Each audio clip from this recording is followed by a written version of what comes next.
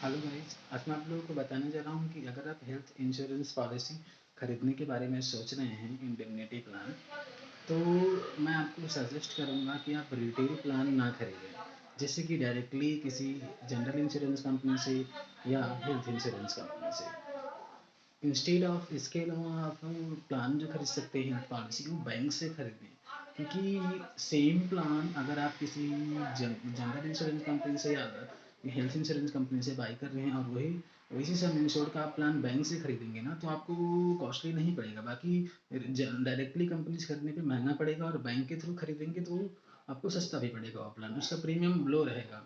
मैं आपको बताता हूँ, जैसे कि अगर आपका किसी भी बैंक में अकाउंट है, या केनरा बैंक में हो गया, एक्सिस बैंक में हो गया, आईओबी इंडियन ओवरसीज बैंक में हो गया, Bandhan bank, Equitas bank, central bank of India, Jeevan bank, HDFC bank, ICICI bank, किसी भी बैंक में आपका अकाउंट है तो वहाँ पे आप विजिट कर सकते हैं। आपको आपके अकाउंट के बिहाफ पे आपको प्रपोजल बना के हेल्थ पॉलिसी वो ऑफर कर देंगे।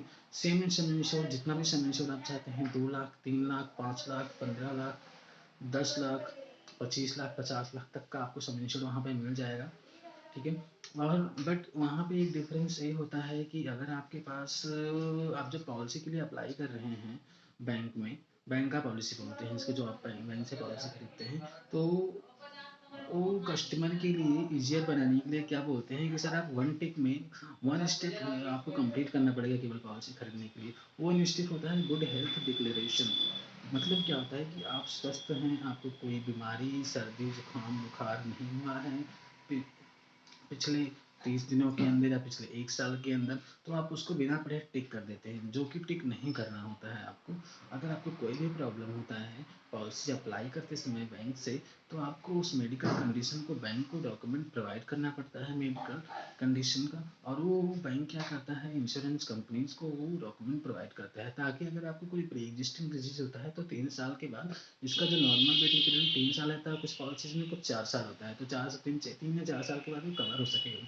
बट अगर आप नहीं बताएंगे तो पॉलिसी मिड टर्म में कंपनी क्या करेगी, अगर आप कोई क्लेम के लिए अप्लाई करते हैं या कहीं से भी कंपनी को कुछ क्लू मिलता है, आपको रजिस्टिंग डिजीज है, आपने डिस्क्लोज नहीं किया एप्लीकेशन को अप्लाई करते समय, देन आपका पॉलिसी नॉन डिस्क्लोजर में कैंसिल कर दिया जाएगा, टर्मिनेट कर दिया जाएगा, और आपको कोई भी रिफंड प्रोसेस नहीं किया जाएगा। ये होता है। बट रिटेल हेल्थ पॉलिसी में क्या होता है कि वो अगर आपको एक एज लिमिट होता है, अगर आप उस लिमिटेड पॉलिसी खरीद रहे हैं कंपनी से, ट्राई कर रहे हैं लेने का, तो वो टेस्ट भी करवाते हैं, उसको बोलते हैं पीपीसी, प्री पॉलिसी चेकअप।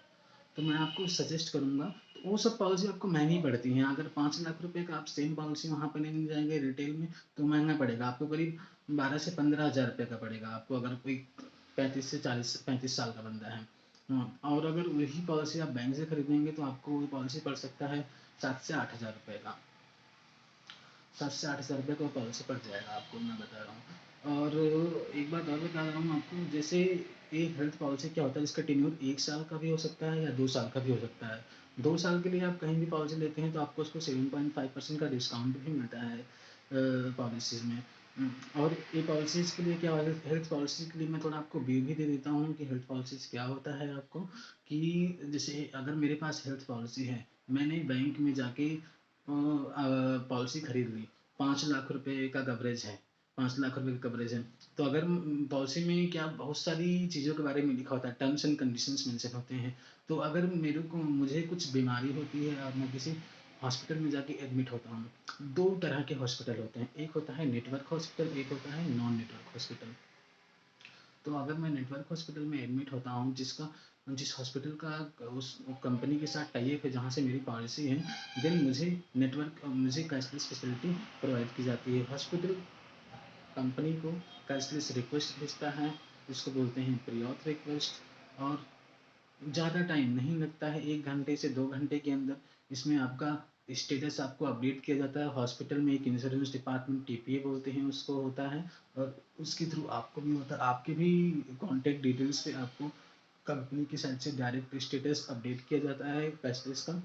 और वहाँ पे आपका ट्रीटमेंट स्टार्ट हो जाता है अगर आपका कैशलेस क्लेम अप्रूव होता है तो।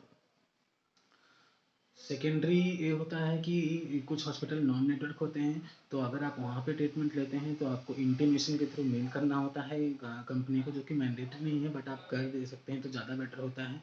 और उसके बाद आप अपनी साइड से सारा पेमेंट करते हैं और हॉस्पिटल आपको सारा डॉक्यूमेंट्स दे देता है, तो आप बाद में उसके लिए रिम्बर्समेंट में क्लेम के लिए अप्लाई करते हैं कंपनी से, जो कि आपका रिम्बर्समेंट हो जाता है सारा नॉन मेडिकल एक्सपेंसेस डिडक्ट करके।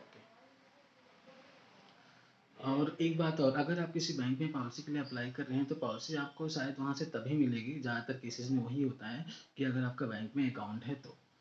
और वही अकाउंट जिसका होता है, जैसे मेरा एच बैंक में अकाउंट है मेरा, तो अगर मैं एच बैंक में जाता हूँ पॉलिसी अप्लाई करने के लिए, सर्च करने के लिए, अगर वो प्रोवाइड करते हैं, अगर वो बैंक का पॉलिसी उनके पास है ऑफर्स, तो प्रपोजल मुझे ही बनाएंगे क्योंकि मेरे नाम से अकाउंट है बैंक में। मैं उसमें अपने फैमिली मेम्बर्स को ऐड कर सकता हूँ, चाहे टू एडल्ट का ले सकता हूँ, one C, two adult one child का ले सकता हूँ, ऐसी ऐसी पॉलिसीज होती हैं। Thank you guys, thanks for watching.